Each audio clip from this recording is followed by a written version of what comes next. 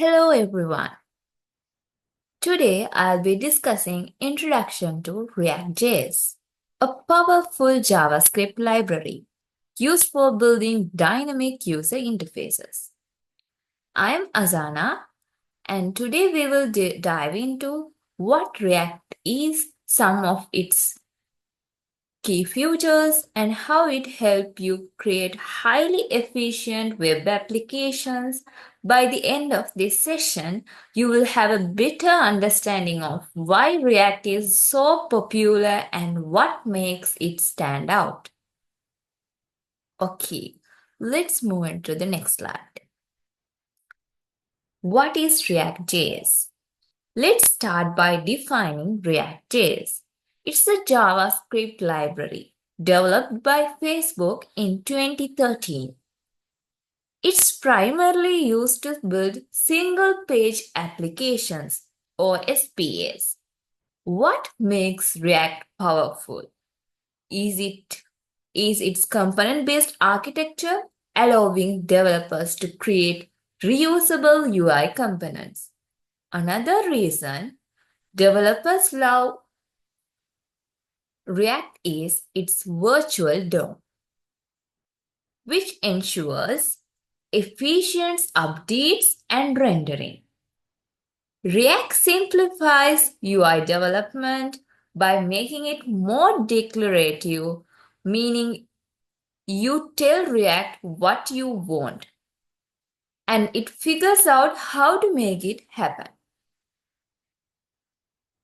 And let's move to the next slide. Now let's look at some key features of React. First, there's JSX or JavaScript XML. JSX allows us to write HTML-like syntax directly inside our JavaScript code, which makes creating UI elements much more intuitive. Then we have components, which are the building blocks of any React applications. These components can be reused across your app, reducing duplication. React also offers states and props for managing dynamic data flows between components, and hooks to add additional functionality like state and side effects to functional components. And let's move to the next slide.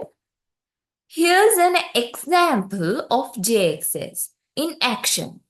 Notice how it looks like HTML, but inside a JavaScript function.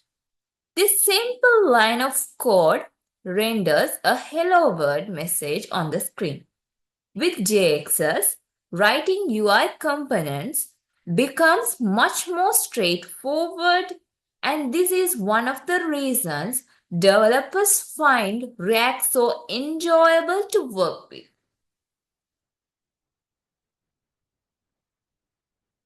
Components in React. React components can be classified into functional and class components. Functional components are simpler and are used when you don't need any complex logic. On the other hand, class components are more powerful, offering lifecycle methods that help manage different phases of the component. Here's a simple functional component that takes props and displays greeting message as welcome. That takes props and displays a greeting message. This example shows how you can pass data or props from a parent component to a child component.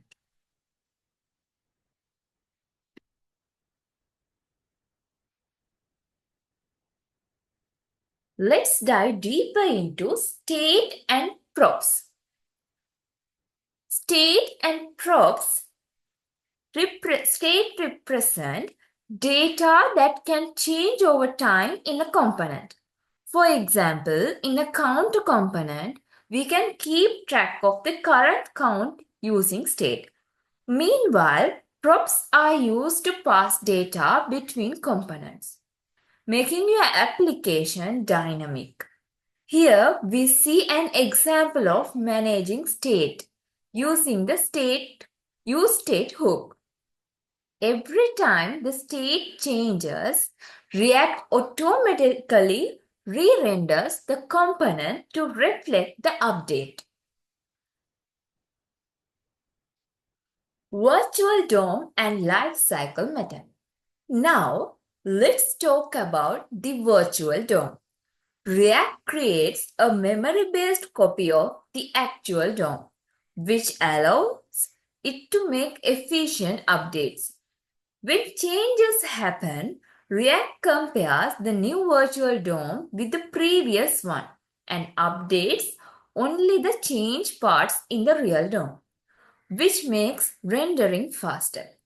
For class components, React offers lifecycle methods like component, did mount, or component will mount, which help manage how and when certain actions should be performed during different phases of a component's life.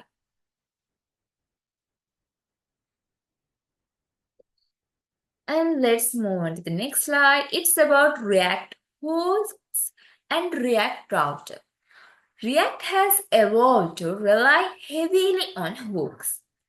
useState allows us to manage the state in functional components, while useEffect is used to handle side effects like fetching data from an API. Additionally, for managing page navigation in React tabs, we use React Router. It enables us to build single-page applications with seamless navigation between different views. Here, an example of how we use React Router to define routes in a React app.